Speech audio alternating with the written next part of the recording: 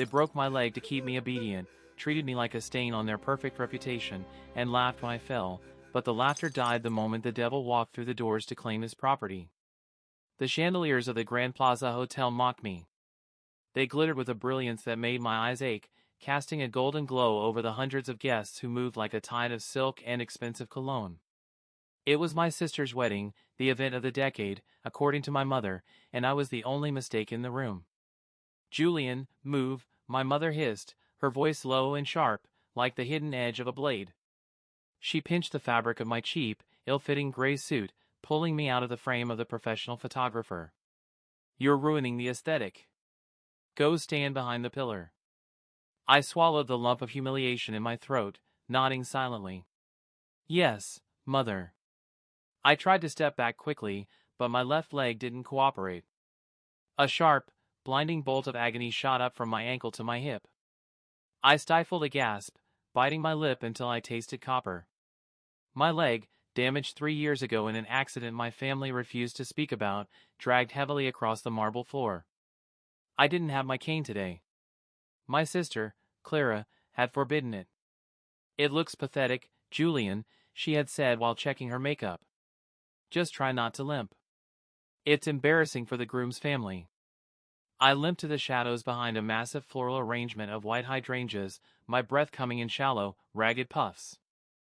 The pain was a living thing today, a beast gnawing at my bones. Standing without support for 4 hours had turned the dull ache into a screaming fire. From my hiding spot, I watched Clara. She looked radiant, I had to admit. An alpha female, proud and tall, wrapped in lace that cost more than my entire existence. She was laughing with her new husband, a beta from a wealthy banking family. They were the perfect couple. The pride of the Sterling family. And I was the defect. The Omega who hadn't presented until late, the one with the broken leg, the one they kept in the attic like a dirty secret. "Hey, cripple." I flinched, turning to see my cousin, Marcus. He was holding a tray of empty champagne flutes, his face flushed with alcohol. "Aunt Sarah needs you to run these to the kitchen. The waitstaff is busy." I can't walk that far right now, Marcus," I whispered, leaning heavily against the wall to take the weight off my bad leg. "Please. It hurts." Marcus sneered, his eyes dropping to my trembling leg. "Don't be useless. You're living under their roof for free, aren't you? The least you can do is make yourself useful since you can't exactly contribute to the family legacy." He shoved the tray into my chest. I instinctively grabbed it to stop it from falling, the sudden weight making my knees buckle. "Marcus, please. Go," he snapped, shoving my shoulder. The push wasn't hard, not really. But for someone whose balance was hanging by a thread, it was enough. My bad leg gave way. Time seemed to slow down. I felt the tray slip from my sweating palms. I saw the crystal flutes tilting in the air, catching the light one last time before gravity took over. Crash. The sound was like a gunshot in the crowded ballroom. The music from the string quartet seemed to screech to a halt. The chatter, the laughter, the clinking of silverware, it all vanished instantly, replaced by a suffocating silence. I lay on the cold marble, surrounded by jagged shards of glass. A puddle of leftover champagne soaked into the knees of my trousers. The pain in my leg was so intense that my vision blurred, white spots dancing before my eyes. I curled in on myself, a small, pathetic ball of misery. "Julian!" My sister's shriek pierced the air. She marched over, her heels clicking ominously on the floor. She didn't look concerned. She looked furious. "Look what you did," she screamed, pointing a manicured finger at me. "You clumsy, useless idiot. You did this on purpose, didn't you? You just had to make this day about you." I didn't. I gasped, trying to push myself up, but a shard of glass sliced into my palm. I hissed, clutching my hand to my chest. I fell. Marcus pushed. "Don't you dare blame Marcus." My mother appeared beside Clara, her face a mask of cold fury. She looked down at me not as a son, but as something she had stepped in. "Get up. Now." "I can't," I sobbed, the tears finally spilling over. "Mom, my leg. I think something tore. It hurts so much." "Stop being dramatic," my father's voice joined the chorus. He loomed over me, an imposing alpha whose presence usually made me cower. "Get up and clean this mess. You are humiliating us in front of the senator." "I can't stand," I cried out, the desperation taking over. The pain was nauseating. I needed help. I needed a doctor. My father grabbed my arm, hauling me up roughly. I screamed as my weight landed on the bad leg, the agony sending a shockwave through my body so severe I nearly vomited. He dropped me back down in disgust when I couldn't hold myself up. "Get him out of here," Clara hissed, smoothing her dress. "Drag him to the back exit. Throw him in the alley if you have to. I don't want to see his face for the rest of the night. Please," I whimpered, looking around the room. Hundreds of eyes. Some looked pitying, but most just looked annoyed or amused. No one moved to help. I was the limp omega. The broken toy. My father signaled to two of the venue's security guards. "Get him out. Put him in the code check room until the reception is over. I don't want him seen." The guards, big burly betas, grabbed me under the arms. They didn't care about my injury. They dragged me backward, my feet trailing through the broken glass. I bit my tongue to stop from screaming, my head lolling back. They threw me into the small, dusty code check room near the back entrance and slammed the door. The lock clicked. Darkness. I lay on the floor, surrounded by heavy wool coats that smelled of winter and money.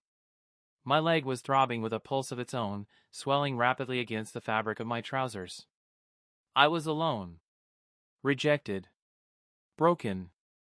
No, I thought, a sudden clarity cutting through the haze of pain. Not alone. My trembling hand reached into my pocket. My phone screen was cracked from the fall, but it lit up. I had one contact on speed dial. One number that I was forbidden to call, a man my family didn't know I knew. A man they feared more than death itself. I pressed the button. It rang once. "Julian?" The voice on the other end was deep, rough, like gravel grinding against velvet. It was a voice that commanded armies, a voice that made alphas kneel. But when he said my name, it was soft. "Tesoro? Why are you calling? I thought you couldn't use the phone during the reception." "Dante," I choked out, a sob breaking free. The silence on the other end was immediate and terrifying. The softness vanished. "What's wrong? Why are you crying?" They heard me," I whispered, curling tighter into a ball, clutching the phone like a lifeline. "My leg. I fell. They dragged me out. They locked me in the closet, Dante. It hurts so bad. I can't walk." "Who?" The single word was spoken with such lethal calm it made the hairs on my arms stand up. "Everyone. My father." "Clara, please, I just want to go home. I don't want to be here anymore." "Where are you exactly?" "The Grand Plaza. The coat room near the service exit." "Stay on the line, Julian. Do not hang up." "Dante, you can't come in," I panicked, my breathing hitching. "It's the Sterling wedding. There's security everywhere. The senator is here. If they see you—" "Julian," he cut me off. "Listen to me. Breathe." I tried to inhale, the scent of his pheromones, burnt cedar and rain, almost hallucinated by my omega instincts. "I am 5 minutes away," Dante said. I was waiting nearby. I had a feeling. "You were waiting?"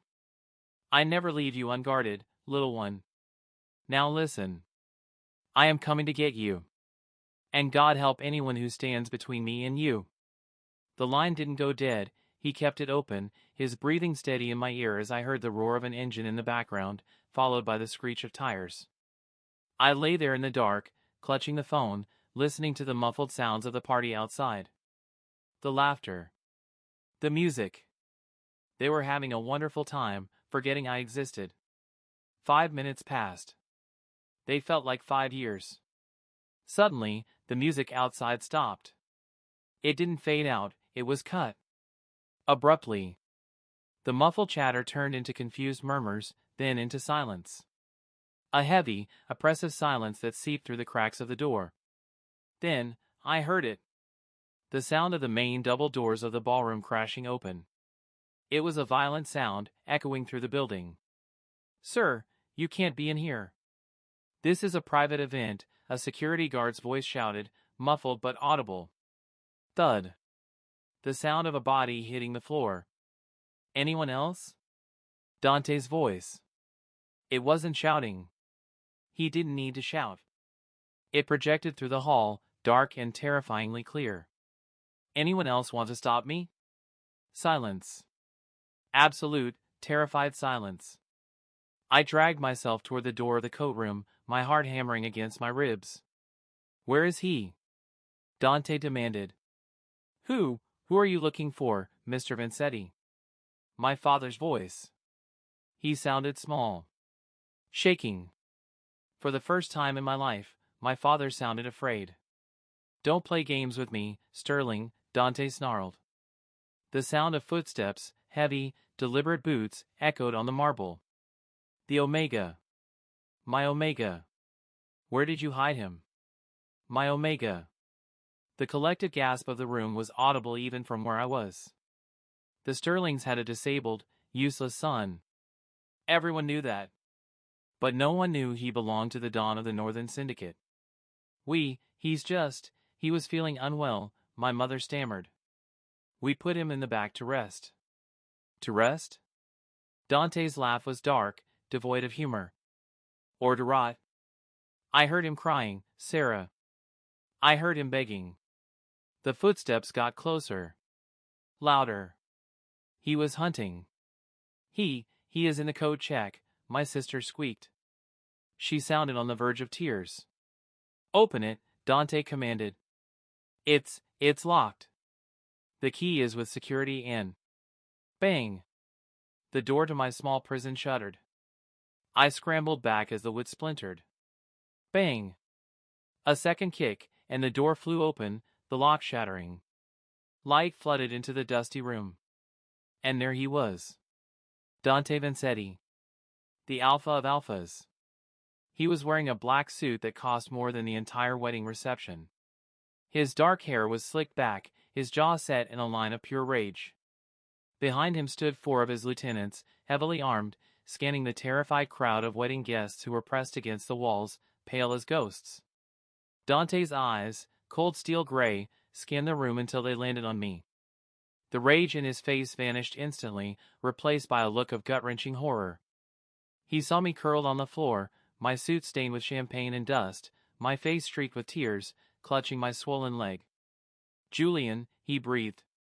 He didn't walk, he rushed to me, dropping to his knees on the dirty floor, ignoring the dust on his pristine suit.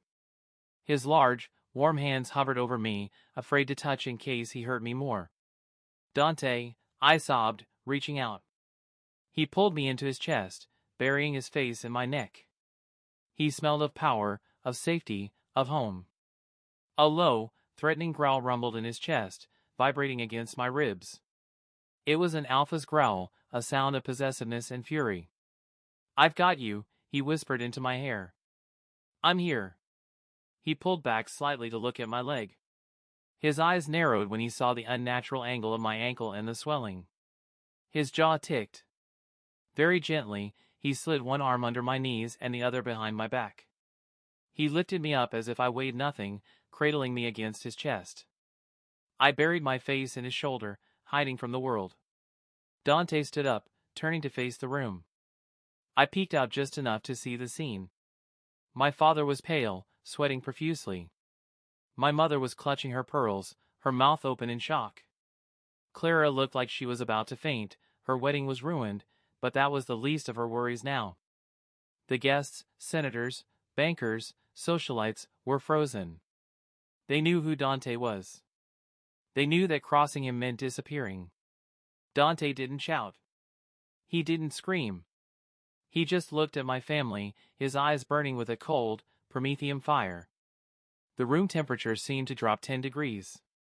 You broke him, Dante said, his voice quiet, which made it infinitely more terrifying. He adjusted his grip on me, pulling me closer. You treated him like garbage. You threw him in a closet like a broken broom. Mr. Vanzetti, please, it's a misunderstanding, my father tried, stepping forward. Silence! Dante barked, the alpha command in his voice making my father's knees buckle instinctively. Dante walked forward, the crowd parting like the Red Sea. He stopped right in front of my father and sister. Pray, Dante said, looking down at them with pure disgust. Pray that his leg is not permanently damaged. Because for every hour of pain he suffers. He leaned in close to my father's face. I will take a finger from each of you. My mother let out a strangled sob. We're leaving, Dante announced to the room. And if I see a single photo of him looking like this on social media, I will burn this entire hotel to the ground. He turned and walked out, carrying me through the shattered doors, past the unconscious guards, and into the cool night air where his convoy awaited. As he settled me into the back of his leather-seated limousine, gently elevating my leg on a pillow, I looked up at him. You came, I whispered, still in disbelief. Dante brushed a tear from my cheek with his thumb, his expression softening into pure heartbreak. I will always come for you, Julian, he murmured, kissing my forehead. And now I'm going to make sure they never touch you again. The car pulled away, leaving the wedding, and my old life, in the rearview mirror. But I knew this wasn't the end. The war had just begun.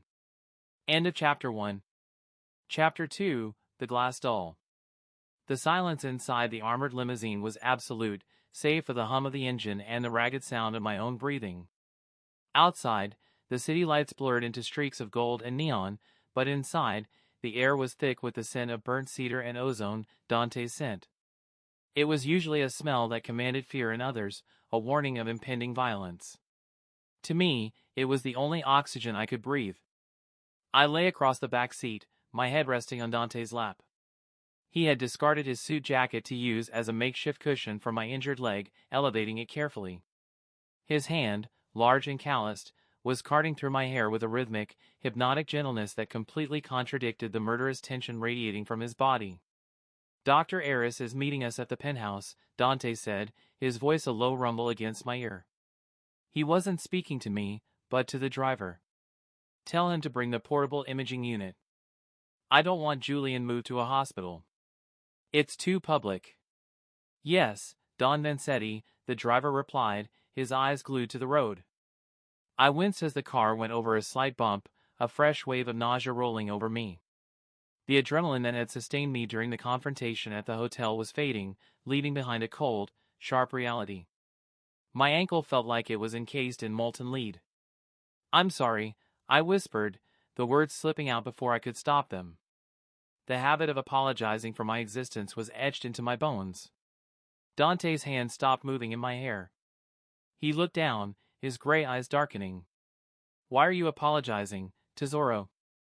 For the trouble. For ruining your night. You shouldn't have come. If the paparazzi got a photo of you carrying a cripple. I choked on the word, the label my sister had branded me with. Dante's grip tightened slightly in my hair, not enough to hurt, but enough to make me look at him. Do not use that word, he growled softly. And do not apologize for being rescued. The only people who should be apologizing are currently watching their social standing incinerate. He picked up his phone, tapping the screen. It's already begun. My men have leaked the security footage of your father dragging you. The narrative isn't clumsy Omega false. It's sterling patriarch abuses disabled son. By morning, their stock prices will be in freefall. A tiny, vindictive spark lit up in my chest, but it was quickly doused by fear. They'll be angry, Dante. When they're angry, they punish. They can't punish you if they can't reach you, Dante said, his voice dropping to a dangerous whisper. You are in the wolf's den now, Julian. No one enters unless I allow it. And the Sterlings? They are prey. The car slowed, turning into the underground garage of the Vanzetti Tower. It was a fortress of glass and steel that pierced the skyline, a testament to Dante's untouchable power. As the car stopped, The door was pulled open by guards. Dante didn't wait for assistance. He scooped me up again, carrying me bridal style toward the private elevator. I buried my face in his neck, inhaling deeply, trying to ground myself against the pain. The elevator ride was a blur of motion sickness. When the doors opened directly into the penthouse, the brightness of the space made me squeeze my eyes shut. In here, a new voice said, "Calm. Clinical." Dante carried me into a bedroom that was bigger than the entire attic I had lived in for the last 3 years. He laid me down on a massive bed with sheets that felt like cool water against my skin. "Dante, I need you to step back," the doctor said. He was an older beta with kind eyes and steady hands. "I'm not leaving," Dante stated, crossing his arms. He stood at the head of the bed, his presence a heavy blanket over the room. "Fine. But keep your pheromones in check." "You're stressing the patient," Dr. Aris muttered, cutting away the fabric of my trousers with medical shears. When the fabric fell away, a hiss of breath escaped the doctor. I refused to look. I knew it was bad. The silence in the room stretched, heavy and suffocating. "Is it broken again?" I asked, staring at the ceiling, counting the crystal teardrops on the chandelier. "It's a severe re-injury of the previous trauma," Dr. Aris said, his voice tight. "The bone didn't snap fully, thank God, but there are microfractures, and the ligaments are torn. The swelling is compressing the nerves. That's why the pain is so intense." He looked up at Dante. "He needs it reset. Now. Before the swelling gets worse." "Do it," Dante said, though I felt his hand take mine, squeezing it tight. "I can't give him general anesthesia safely right now because of the shock," Dr. Aris explained, preparing a syringe. "I'll give him a local block and a sedative, but... Julian, you're going to feel pressure. And pain. I need you to be brave." I laughed, a weak, wet sound. "I'm used to pain, doctor. My father didn't believe in painkillers for clumsiness." I felt Dante's hand twitch in mine. His rage was a palpable thing, vibrating through the mattress. The needle pricked my skin, numbing the sharpest edge of the agony, but when Dr. Aris grabbed my heel to manipulate the joint back into alignment, I couldn't help it. I screamed. It was a raw, animalistic sound that tore from my throat. My back arched off the bed, white light exploding behind my eyelids. "Shoo, shoo, I've got you." Dante was there instantly. He wasn't just holding my hand anymore, he was leaning over me, his forehead pressed against my temple, surrounding me. "Look at me, Julian. Look at me. Breathe. It hurts, please stop." I begged, thrashing weakly. "It's almost over," Dante promised, his voice thick with emotion. "Focus on me. Just me." He released his scent fully then, a wave of calming, dominant alpha pheromones designed to soothe a distressed mate. It washed over me, a chemical command to relax, submit, trust. My body responded instinctively, my muscles unlocking, my breathing hitching as the sedative finally kicked in. The world went soft and fuzzy. The pain drifted away, becoming a distant throb rather than a screaming fire. "It's done," Dr. Aris's voice sounded like it was coming from underwater. "I've stabilized it. He needs rest. Absolute bed rest for at least 3 weeks. If he walks on it, he might never walk again." "He won't walk," Dante vowed. "I'll carry him if I have to." The last thing I felt before the darkness took me completely was Dante kissing my knuckles, one by one. I woke up to the smell of coffee and something sweeter. Pastries? My eyes fluttered open. For a second, panic seized me. I expected the dusty rafters of the Sterling attic. I expected the cold draft and the smell of mold. Instead, I saw floor-to-ceiling windows revealing a panoramic view of the city bathed in morning light. I tried to sit up, but a heavy weight on my legs stopped me. Dante was asleep in a chair next to the bed, but his upper body was slumped forward onto the mattress, his head resting near my hip. His hand was still loosely holding mine. He was still wearing his suit trousers and shirt from last night, the top buttons undone, his tie discarded on the floor. The dawn of the syndicate. The most feared man in the city. sleeping like a guard dog at my bedside. I watched him for a moment, my heart aching in a way that had nothing to do with my leg. I loved him. I had loved him since the day we met in secret at the library 2 years ago, back when I could still limp with a cane. He hadn't seen a cripple then, he had seen me. But loving Dante Vanzetti was dangerous. Not for me, but for him. My family would use my weakness to hurt him. I shifted slightly, and Dante was awake instantly. No grogginess, no stretching. 1 second he was asleep, the next his eyes were open and scanning the room for threats before locking onto me. "You're awake," he rasped, his voice rough with sleep. He sat up, rubbing his face. "Pain?" "A little," I admitted. My leg was elevated on a mountain of pillows, wrapped in a sleek black cast. "What time is it?" "Noon." He stood up, stretching his back. The muscles of his chest strained against the white dress shirt. He walked over to a side table and poured a glass of water, bringing it to my lips. "Drink." I drank greedily. "Dante, about last night. My family is currently under siege," Dante finished for me. He sat on the edge of the bed, careful not to jostle me. He pulled out a tablet and handed it to me. On the screen was a news feed. "Scandal at the Sterling wedding, Senator withdraws endorsement. Abuse allegations rock banking dynasty. Where is Julian Sterling? Police open investigation." I scrolled down, my eyes widening. There were videos. The moment I fell. Clara screaming at me. My father dragging me. It was all there, trending #1 worldwide. The comments were vicious. They treated him like a dog. "Look at his leg. He clearly needed help. The Sterlings are monsters. You did this?" I looked up at him. "I told you," Dante said calmly, taking the tablet back. "I destroy what threatens mine. But this is just the PR nightmare. This is just the distraction." "Distraction for what?" Dante's expression shifted. The softness was gone, replaced by the face of the Mafia Don. "While they are fighting off reporters and the police, my men are dismantling their actual power. Their supply chains. Their illegal offshore accounts.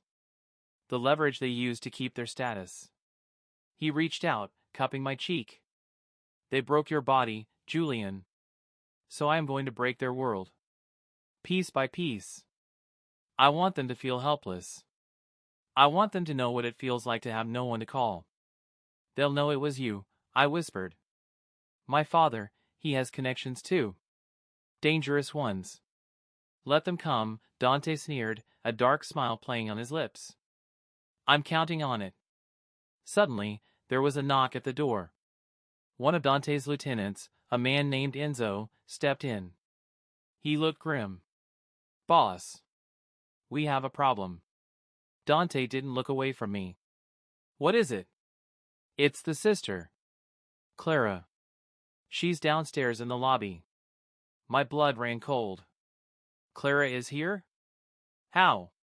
"She's claiming she wants to apologize," Enzo said, looking skeptical. "She says she has your medicine, Julian. The specific painkillers you take for the nerve damage. She says she forgot to give them to you and wants to make things right." "She's lying," I said quickly, gripping Dante's wrist.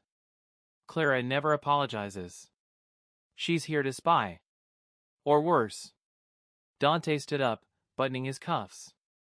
"Oh, I know she's lying. But she has a lot of nerve coming into my tower. Don't let her up," I begged. "Please, Dante. I don't want to see her." "She isn't coming up here," Dante assured me. "I'm going down there." "Why?" "Because," Dante walked to the dresser and strapped on his shoulder holster, checking the gun with practiced ease. "The wedding was Act 1. The rescue was Act 2. Now." He turned to me, his eyes burning with cold fire. "It is time to deliver the message personally. Rest, Julian. I'll be back before you miss me." He walked out of the room, leaving the door open just a crack.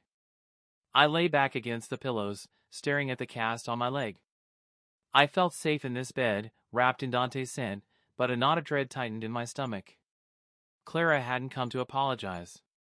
The Sterlings didn't know the meaning of the word. She was the bait. And Dante had just walked right into the trap. End of Chapter 2. Chapter 3, The Wolf at the Door. The elevator ride down to the lobby felt interminable. Dante stood in the center of the mirrored box, his reflection staring back at him, calm, composed, lethal. But beneath the surface, a volcanic rage was simmering. He adjusted the cuffs of his shirt, ensuring the cold steel of his customized semi-automatic was accessible beneath his jacket. Beside him, Enzo checked his earpiece. Perimeter is secure, boss. But she's not alone. She brought a legal consultant. A man named Thorn. Dante's eyes narrowed. Thorn? The Sterlings don't use consultants like that. Thorn is a cleaner. A mercenary. Should we take them out before the doors open? Enzo asked, his hand hovering near his own weapon. No, Dante said, his voice dropping an octave. Not in the lobby. Too many witnesses. I want to see what play Richard Sterling is trying to make. If he sent a hitman to my front door under the guise of a family reunion, he is more desperate and more stupid than I thought. The elevator dinged softly, a cheerful sound that contrasted sharply with the violence hanging in the air. The doors slid open. The lobby of Vansetti Tower was a cavernous space of black marble and gold, designed to intimidate anyone who walked in. In the center, near the security desk, stood Clara Sterling. She looked out of place. Her designer dress was wrinkled, likely from a night of pacing, and her makeup was smudged. She clutched a small paper pharmacy bag like a shield. Beside her stood a man in a nondescript beige suit. He was tall, broad-shouldered, and had eyes that moved too constantly, scanning exits, scanning guards, scanning Dante. Dante stepped out, his footsteps echoing like hammer strikes. He didn't rush. He walked with the predatory grace of an apex predator inspecting an intrusion in his territory. Mr. Vansetti, Clara's voice wavered. She tried to step forward, but two of Dante's guards blocked her path instantly. She flinched. I need to see Julian. Dante stopped 10 feet away. He didn't look at the man beside her. He kept his gaze pinned on Clara, dissecting her fear. You had 23 years to see him, Dante said, his voice smooth and cold as liquid nitrogen. You had 23 years to protect him.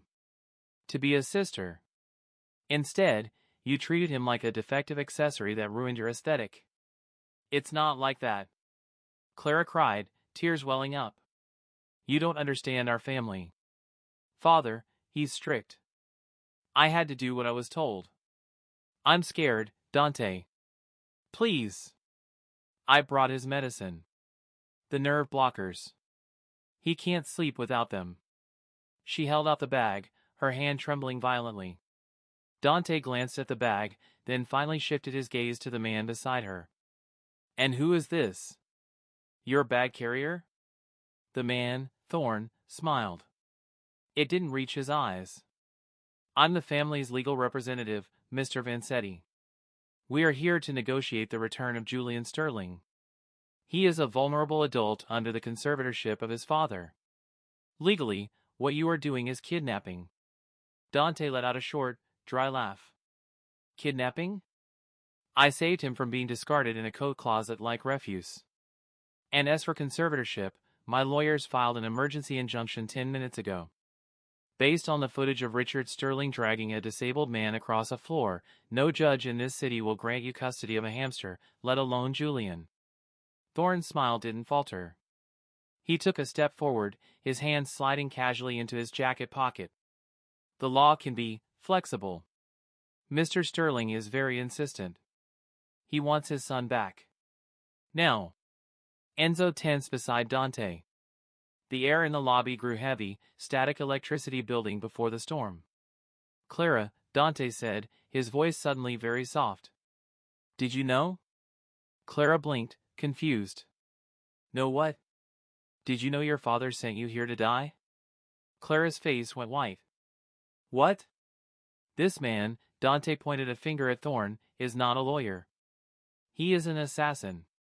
Your father sent him here to kill me. And in the crossfire, do you really think he cares if you survive? That's ridiculous, Clara stammered, looking at Thorne. Daddy said Mr. Thorne would handle the negotiations. Handling, Thorne muttered. In a blur of motion, Thorne drew a suppressed pistol from his jacket. It happened in seconds, yet for Dante, time seemed to stretch. He saw Clara's mouth open in a silent scream. He saw the security guards raising their rifles. He saw the barrel of Thorne's gun swinging not toward him, but toward the elevator controls, to lock down the building. Dante didn't dodge. He advanced. Before Thorne could level the weapon, Dante lunged, grabbing the man's wrist and twisting it upward. A bone snapped with a sickening crack.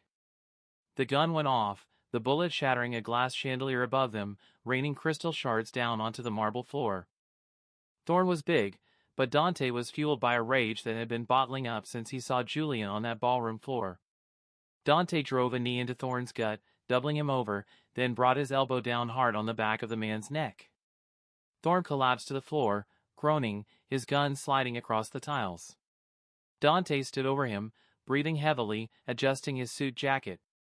He placed a polished boot on Thorne's throat, applying just enough pressure to choke, not to kill. Not yet. Who hired you? Dante asked calmly. Sterling, Thorne wheezed, his face turning purple. He said, take you out, grab the Omega, leave the girl. Dante looked up at Clara. She was backed against the reception desk, shaking so hard her teeth chattered. She stared at the man she thought was a lawyer, then at Dante. The reality of her father's betrayal was crashing down on her. Her father hadn't just sent her into the lion's den, he had sent her with a bomb, indifferent to whether she survived the explosion. Take him to the basement, Dante ordered his guards, stepping off Thorne's neck. Find out everything he knows. Then dispose of him. Enzo and another guard dragged the semi-conscious hitman away. Dante turned to Clara. She flinched, covering her face with her hands. Don't kill me. Please. I didn't know. Dante walked over to her. He reached out and gently took the paper bag from her freezing hands. He looked inside. It was indeed Julian's medicine. A small mercy in a sea of cruelty. I believe you, Dante said. You aren't smart enough to be part of a hit. You're just the bait. He hates us, Clara whispered, staring at the floor, tears ruining her makeup. Father, he's losing his mind. The stock crash, the press, he blames Julian. He said Julian ruined the family name. He wants him back to punish him, Dante finished. To make him disappear permanently. Clara nodded, a sob escaping her throat. He's going to run, Dante. Daddy has a private plane at the airfield. He's liquidating assets. He plans to leave the country tonight. Dante's eyes went cold. If Richard Sterling left the country, he would be out of reach. And he would spend the rest of his life sending men like Thorne to hunt Julian down. A life of looking over their shoulders. That was not the life Dante promised his Omega. Go home, Clara, Dante said dismissively. Pack a bag. Go to a hotel. When the police raid your parents' house tonight, you don't want to be there. Why are you letting me go? She asked, trembling. Because Julian would be sad if you died, Dante said simply. And I don't want him to be sad. He turned his back on her and walked toward the elevators. Lock down the building, he ordered the head of security. No one in or out. And get the car ready. We're going to the airfield. Up in the penthouse, I was losing my mind. I had heard the gunshot.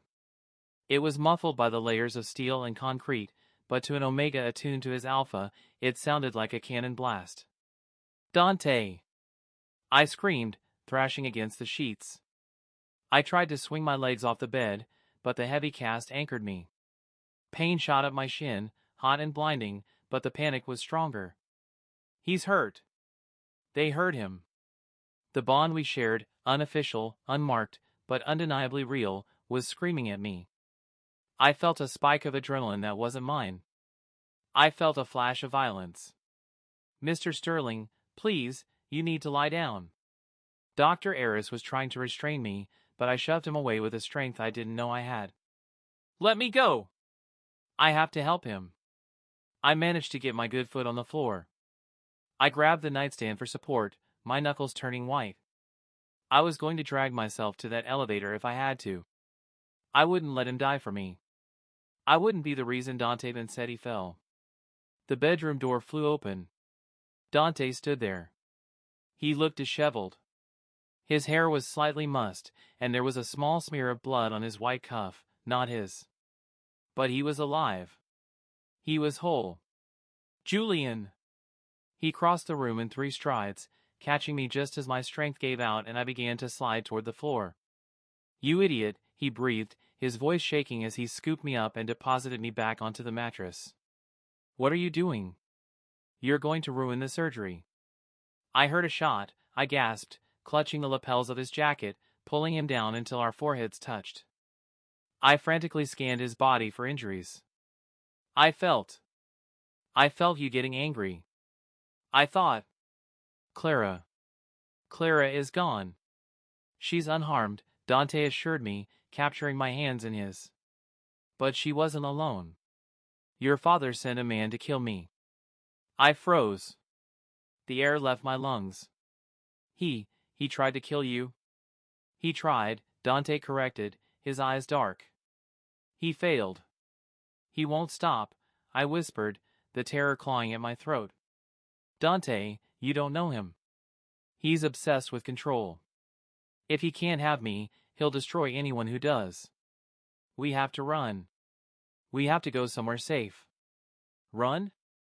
Dante pulled back, looking at me with an intensity that made me shiver. He reached into his pocket and pulled out the small pharmacy bag Clara had brought. He placed it on the nightstand. The Vanzettis do not run, Julian. We do not hide. He brushed the hair back from my forehead, his touch tender but his aura radiating a terrifying, final resolve. Your father is trying to leave the country. He's at the private airfield right now. He thinks he can escape the consequences of what he did to you. He thinks he can declare war on me and then fly away to a non-extradition country to spend your inheritance. Dante stood up, straightening his jacket. He looked like a god of war. Beautiful. Terrifying. I'm going to stop him. Dante, no. I reached for him, tears streaming down my face. It's a trap. It has to be. The police will handle it. Please, just stay with me. I don't care about justice. I just want you. Dante leaned down and kissed me. It wasn't a gentle kiss like before. It was hard, desperate, possessive. It tasted of danger and promises. I am doing this for you, he murmured against my lips. As long as he is free, you will never be safe. You will always be looking over your shoulder. I won't let you live like that. I am going to cut the head off the snake. He pulled away, turning to Dr. Eris. Sedate him if you have to. Do not let him leave this bed. Enzo will stay at the door with a full squad. No one enters. Dante! I screamed as he walked toward the door. He paused at the threshold, looking back at me one last time. His expression softened, just for a fraction of a second. I love you, Julian. Wait for me. Then he was gone. I slumped back against the pillows, sobbing uncontrollably. Dr. Eris moved closer, a syringe in his hand. I'm sorry, Julian, the doctor said gently. He ordered it. You need to rest. Your heart rate is too high. Don't, I pleaded weakly, but the fight was draining out of me. The earlier sedative hadn't fully worn off, and the emotional crash was hitting hard. As the doctor administered the dose, my mind swirled with images of Dante walking into a hangar filled with armed men. My father wouldn't be alone. He would have his own security. He would be waiting. He's walking into a slaughter, I thought as the darkness crept in again. And it's all my fault. But deep down, beneath the fear, I felt something else.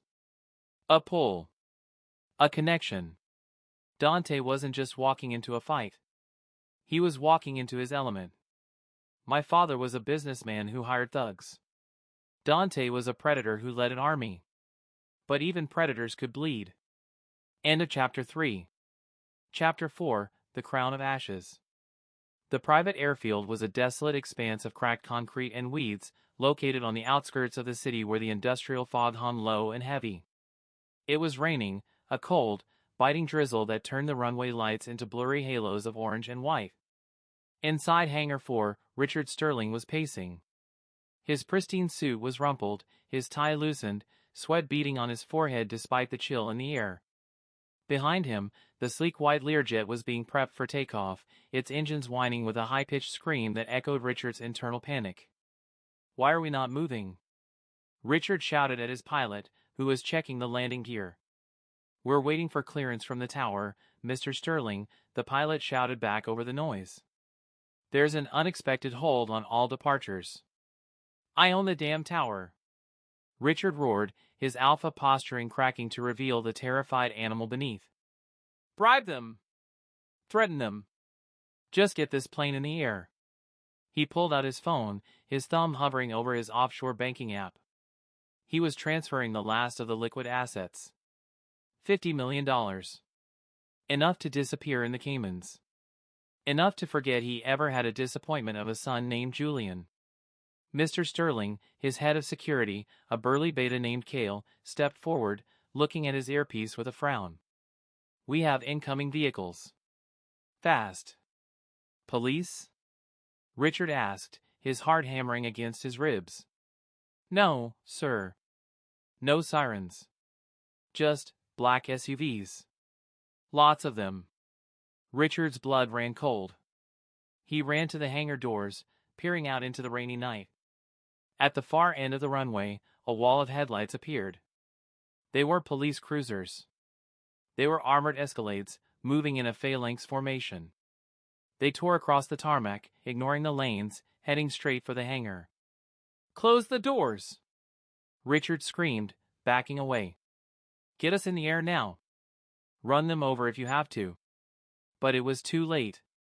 The lead SUV smashed through the chain-link fence, drifting sideways to block the hangar entrance. The others fanned out, creating a barricade of steel and tinted glass. The doors of the vehicles opened in unison. Richard expected a shootout. He expected chaos. Instead, he saw precision. Dozens of men in black tactical gear poured out, weapons raised but disciplined. They didn't fire. They simply formed a perimeter, cutting off every possible escape route. Then, from the center vehicle, a single figure emerged. Dante Vanzetti. He wasn't wearing tactical gear. He was wearing a charcoal wool coat over his suit, the collar turned up against the wind. He didn't run. He walked toward the hangar with his hands in his pockets, as casually as if he were strolling through a park. "Stop him!" Richard shrieked at his security team. "Shoot him!" Cale looked at Dante, then at the 20 red laser dots currently dancing on his own chest. He looked back at Richard, dropped his gun, and raised his hands. "I'm not dying for a paycheck, Sterling," Cale muttered, backing away. "You coward!" Richard spat, fumbling for the small pistol he kept in his briefcase. "I wouldn't," Dante's voice cut through the noise of the jet engines like a whip. Dante stopped 10 feet from Richard. He looked at the trembling older man with an expression of profound boredom. "Turn off the engines," Dante signaled to the pilot. The pilot, seeing the small army assembled outside, killed the power immediately. The whine died down, leaving only the sound of rain drumming on the metal roof. "You can't do this," Richard stammered, holding the gun with shaking hands. "I am Richard Sterling. I have senators on speed dial. If you touch me, the feds will bury you." "The feds?" Dante raised an eyebrow. He pulled a folded piece of paper from his coat pocket. "The feds are actually quite grateful to me tonight. You see, Richard, while you were busy abusing your son, my forensic accountants were busy tracing your money." Dante took a step forward. Richard took a step back, hitting the landing gear of his jet. "Tax evasion. Money laundering for the cartel down south. Embezzlement from your own charity foundation," Dante listed the crimes calmly.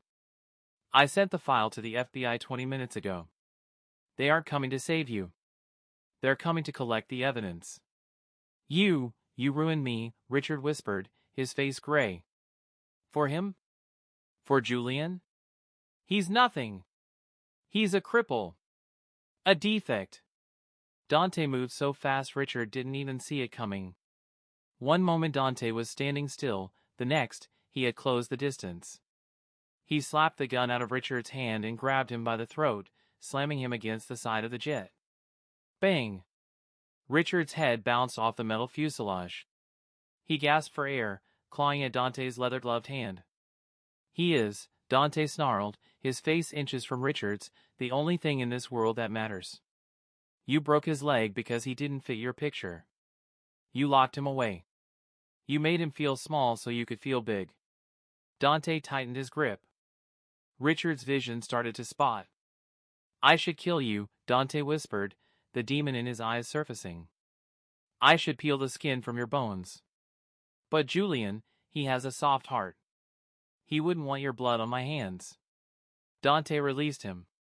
Richard slumped to the wet concrete, coughing and retching, clutching his bruised throat. So I'm going to do something worse, Dante said, standing over him like a judge passing a death sentence. I'm going to let you live. In a cage. With nothing. Sirens wailed in the distance. Real sirens this time. Blue and red lights flashed against the rain-slicked tarmac. That's your ride, Dante said, buttoning his coat. The FBI seized your accounts 5 minutes ago. Your house is sealed. Your jet. He patted the metal hull. Is evidence. You are a pauper, Richard. A bankrupt, child-abusing pauper. Richard looked up, hatred and despair warring in his eyes. He'll never be a real mate to you. He's broken goods. Dante looked down at him with pity. He was never broken. He was just surrounded by trash. Dante turned and walked away, not looking back as the federal agents swarmed the hangar, handcuffing the sobbing patriarch of the Sterling dynasty. As Dante got back into his SUV, he pulled out his phone. He dialed a number. Is he awake? Dante asked. He's fighting the sedative, boss, Enzo's voice came through.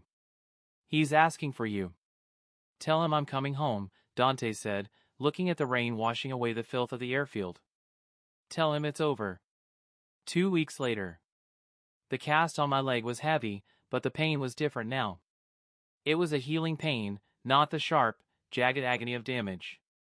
I sat on the terrace of the penthouse, a blanket draped over my lap. The city of New York sprawled out below me, glittering in the twilight. It looked beautiful from up here. Peaceful. For the first week, I had flinched every time a door opened.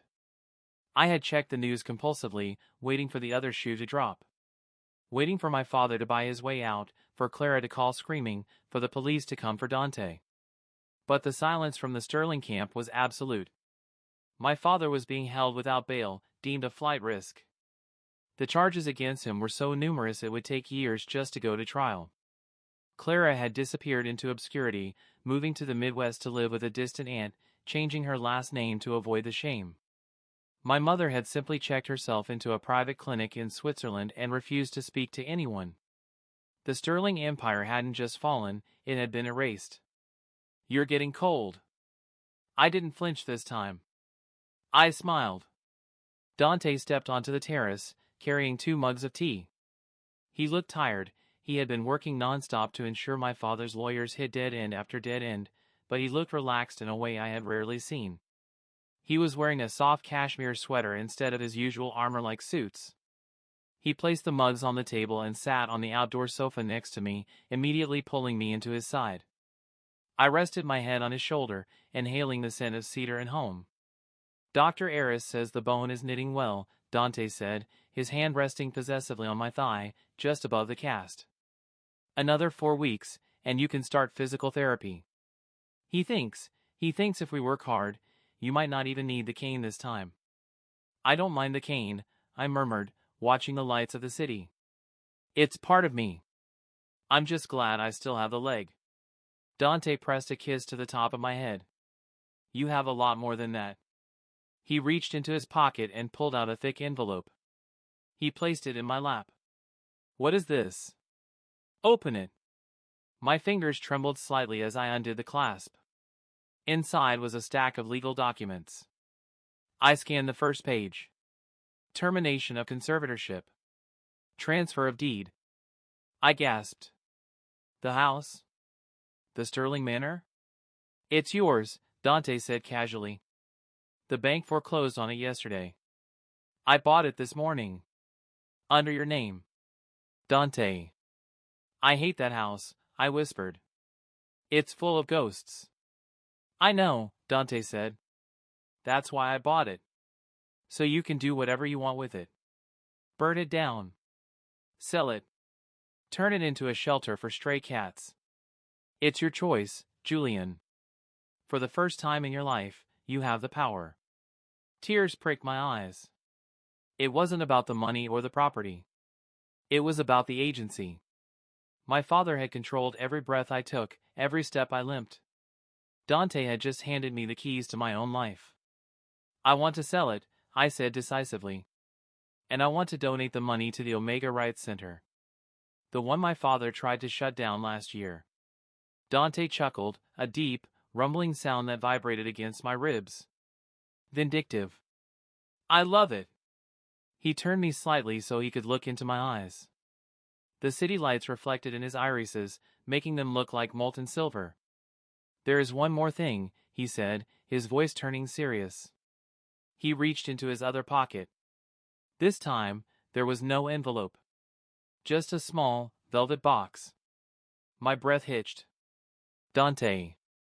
I didn't want to do this while you were high on painkillers, he said, a small, nervous smile playing on his lips, an expression so foreign on the MAFIA Don that it made my heart soar. And I didn't want to do it while you were afraid. He opened the box. Inside sat a simple, elegant band of white gold, inlaid with a single, rare gray diamond that matched his eyes. You are not a broken thing I fixed, Julian, Dante said fiercely. You are the strongest person I know. You survived a war in your own home and came out kind. I don't want to be your savior anymore. I want to be your partner. He took the ring out. Julian Sterling, will you do me the honor of letting me spend the rest of my life worshipping you? The tears finally spilled over, hot and happy tracks down my cheeks. I looked at the ring, then at the man who had burned down the world just to make sure I was warm. I thought about the coat closet. The pain.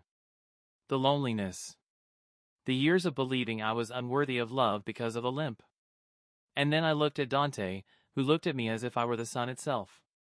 Yes, I whispered. Yes, Dante.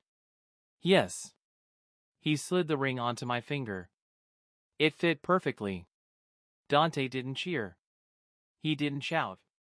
He simply leaned in and kissed me, a slow, deep kiss that sealed a promise more binding than any law. The Sterlings are gone, he murmured against my lips. You are a Vanzetti now. And Vanzettis? We rule. I laughed, wrapping my arms around his neck, pulling him closer. My bad leg throbbed a little in the cold air, a reminder of where I had been. But as Dante pulled the blanket tighter around us, shielding me from the wind, I knew the pain didn't matter anymore. I wasn't the limp Omega. I wasn't the defect. I was Julian Vanzetti. And I was finally, irrevocably, home. The end.